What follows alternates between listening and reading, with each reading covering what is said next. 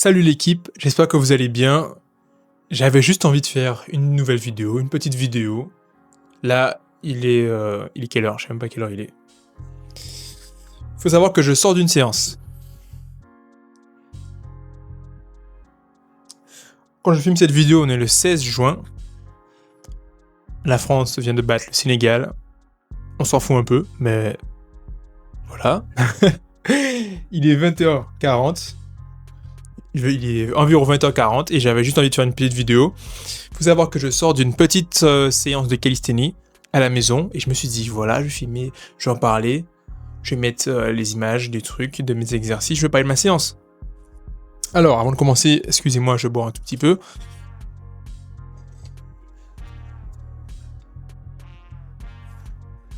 Alors, je suis vraiment un gros sauvage. À la base, je me suis dit que j'avais envie de prendre un peu de thé. Mais j'avais pas pris ma créatine, pardon. Du coup, j'ai pris mon thé et dedans, j'ai mis ma créatine dedans. Voilà, je n'ai aucune combine. Je suis un gros fou furieux. Je dois être le seul fou du monde fitness français, du YouTube Game Fitness français, à faire ça, à mettre sa créatine dans son thé. C'est de la folie.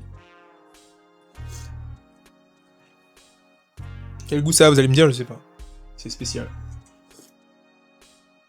C'est un petit thé de Marrakech avec la créatine blueberry, c'est de la folie. À ne pas reproduire chez soi. Je suis un gros fou furieux, mais j'ai pas trop le temps là. J'ai pas le temps. Bref, nouvelle vidéo, j'espère que vous allez bien. Alors, ma dernière séance de calisthénie. De quoi on va parler dans cette vidéo? On va parler de cycle. J'ai l'idée de cyclisation, mais je sais pas si ça se dit. De cycle dans ces entraînements hybrides en calisthénie et en course à pied. Ma dernière séance de calisthénie, la séance que j'ai fait ce matin, d'ailleurs j'ai même pas noté. La séance dont je sors, pardon, j'ai même pas encore noté. 10 minutes de handstand, quelques handstands réussis. J'ai filmé, je pourrais vous mettre ça en vidéo. 5 petites séries de quelques secondes en tuck L-sit. Je travaille mon L-sit, j'aime bien prendre le L-sit. Après, j'ai fait les tractions lestées. Il faut savoir que c'était une séance volume. Je vais vous expliquer ça après. J'ai fait des séances volume plutôt hypertrophie. Après, j'ai fait les tractions lestées. J'ai fait 3 séries en dégressif, 3 séries, une série 13 répétitions à combien de kilos j'ai fait? À 8 kilos. Après, je suis descendu à 5. J'ai fait 12 répétitions. Après, je suis descendu à 4. J'ai fait à 8 répétitions, un truc comme ça. Mes dips. J'étais fatigué sur mes dips. J'étais vraiment fatigué. J'ai la fatigue accumulée sur les dips. Il va falloir que je fasse attention à ça. Soit plus de repos sous les dips, soit changement de ma répartition d'entraînement pour continuer à stimuler l'adaptation. Et les dips, pareil, j'ai fait un dégressif. J'ai fait quoi sur les dips? J'ai fait 16 kilos, 12 reps, après 15 ou 14 kilos. 15 kilos, 12 reps aussi, je crois, et après j'ai fait 10 kilos, 10 ou 11 reps, un truc comme ça. Voilà. Et c'est ma séance de calisthénie. Alors, comment j'organise mes cycles maintenant? Il faut savoir que ma dernière séance, c'était dimanche dernier. Là, on est un mardi. J'avais fait une séance intensité, je l'avais noté. Je vous la donne aussi.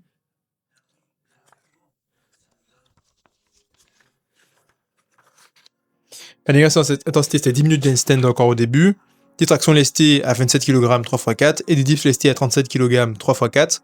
3x4, 3 séries de 4 répétitions. Les dips, j'ai senti que j'avais quelques difficultés. J'avais un peu de douleur accumulée sur les épaules. Je commençais à faire quelques travaux pour renforcer les muscles stabilisateurs de mes épaules. Je pourrais en parler dans une autre vidéo si vous voulez. Et des tractions négatives à 35 kg aussi. Bref, du coup, c'était une séance intensité. Donc maintenant, dans ma semaine, plus je gagne en force, je fais principalement des séances de force, donc c'est des séances d'intensité. Maintenant, vous pouvez pas faire des séances de force tout le temps. Du coup, on va faire le plus de séances possible sans trop se fatiguer en fait. Mais en même temps, on veut gagner en masse musculaire. Pourquoi on veut gagner en masse musculaire? Parce que la force, c'est un travail nerveux. Sauf que plus vous avez de masse musculaire, plus vous avez de la capacité à utiliser vos systèmes nerveux en fait. La force fonctionne par potentiel. quelqu'un de musclé n'est pas forcément fort. Quelqu'un n'est pas énormément musclé, qui ne paraît pas énormément musclé, n'est pas forcément faible. Ça dépend, est-ce qu'il a l'habitude de s'entraîner nerveusement? Est-ce qu'il est bon, à générer de la force? La force, c'est de la coordination nerveuse. Donc plus tu es musclé, plus tu as un potentiel de force, on va dire. C'est pour ça que, ok, on fait des séances de force, ok, vu que je veux améliorer ma force, je fais des séances à haute intensité, mais il faut aussi que je travaille de l'hypertrophie. Ça veut comprendre. Et de toute façon, si je m'entraîne qu'à faire des séries à faible répétition avec des charges lourdes, mon corps va devenir bon qu'à ça. Et quand je voudrais avoir du volume pour gagner en perfection, pour me perfectionner, quand je voudrais faire du volume pour me perfectionner sur l'exercice, je serais plus faible. C'est pour ça aussi qu'il faut faire des séances à plus haut volume et qui stimulent notamment l'hypertrophie, donc le gain en muscle. Du coup, c'est ça en fait. On veut répartir ces deux exercices-là. On fait le plus de force possible sans trop se blesser, c'est à haute intensité. Et on veut aussi faire du volume. Donc on va utiliser la règle du 20-80. 20% de nos entraînements, c'est l'intensité. Et le 80% restant, c'est du volume. Ça, c'est une règle que sûrement vous connaissez déjà.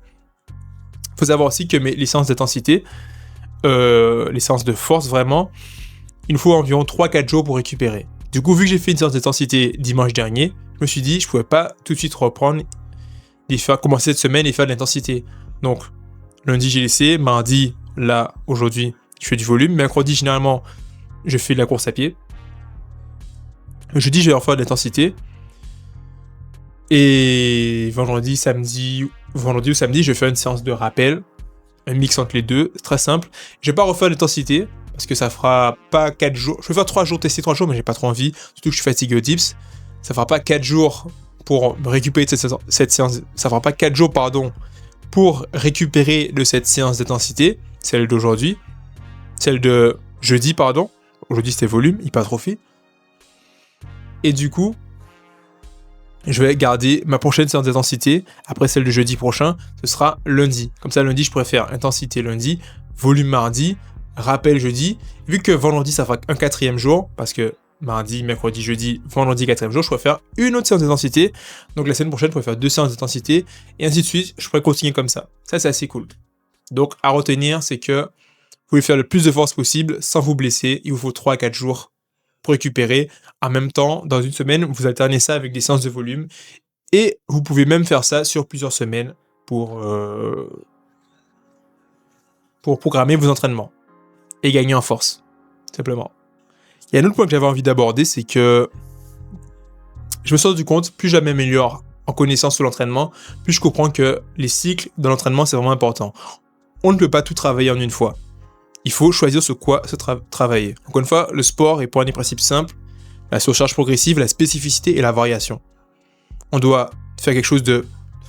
Pour le dire simplement, faites toujours quelque chose d'un peu plus dur pour stimuler l'adaptation. Vous devez viser vraiment quelque chose sur quoi vous voulez vous améliorer pour stimuler l'adaptation de manière précise. Et il faut varier les méthodes d'entraînement pour pas que le corps s'adapte trop facilement en fait.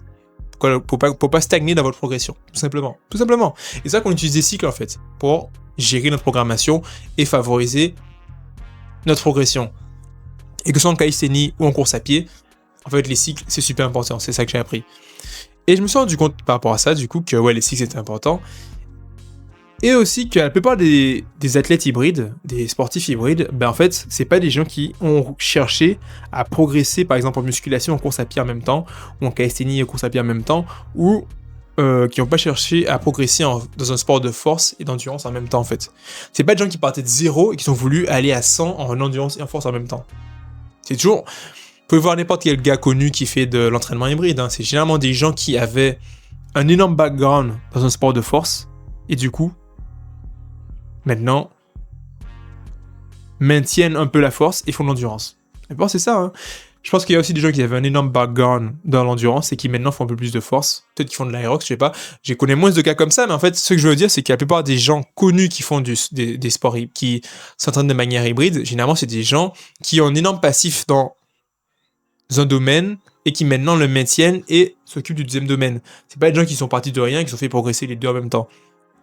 Donc, je dis pas ça pour me dire que, en fait, on peut pas progresser en force et en endurance en même temps. C'est pas ce que je veux dire. Mais En fait, du coup, peut-être que c'est ça que je veux dire.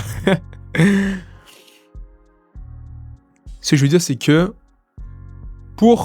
peut-être que, j'ai mis l'hypothèse, et il faudrait vraiment que je réfléchisse là-dessus, que moi-même je fasse des essais et que je vous documente ça sur la chaîne. Peut-être que pour vraiment atteindre mes objectifs en endurance et en force, il ne faut pas que je cherche à gagner en force et en endurance vraiment au moins court terme en même temps. Il faut que j'augmente ma force, je maintienne mon endurance pendant une période de temps. Après, je maintiens la force et j'augmente mon endurance, et ainsi de suite. On fait des cycles. On fait des cycles sur plusieurs mois, on fait des cycles au mois, on fait des cycles à l'année en fait. On fait des cycles sur plusieurs années. Et c'est ça en fait le principe. Je sais pas, mais peut-être pendant 6 mois, il faudrait que je fasse gros focus endurance. Après, je maintiens et focus sur la force. Et ainsi de suite, ainsi de suite, ainsi de suite, ainsi de suite. Et là, peut-être que c'est ça le secret pour vraiment progresser. Je me dis ça.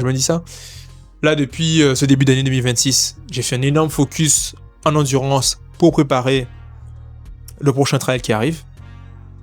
Et je me dis, ah ok, du coup, ça fait 6 mois que là, j'ai mis un gros focus sur l'endurance. Peut-être que là, je vais réduire le... C'est même pas peut-être, hein. C'est sûr qu'après la course, je vais réduire mon volume. D'ailleurs, j'ai déjà réduit mon volume vu que je suis en affûtage. Peut-être qu'après la course, je vais réduire mon volume. Et là, gros focus sur la force pour les prochains mois. Peut-être jusqu'à cette fin d'année. Et après, je pourrais me refocus sur l'endurance, et ainsi de suite, ainsi de suite, ainsi de suite, ainsi de suite. Je sais pas. C'est une petite idée que je me suis dit. Je sais pas c'est quoi votre avis là-dessus. Mais c'est intéressant de se pencher là-dessus. Je sais pas. Du coup, c'était tout pour cette vidéo. C'était juste un partage de mes retours sur mes entraînements. J'espère que ça vous a plu. N'hésitez pas à me dire ce que vous en pensez dans les commentaires. Et on se retrouve pour une prochaine vidéo. A plus.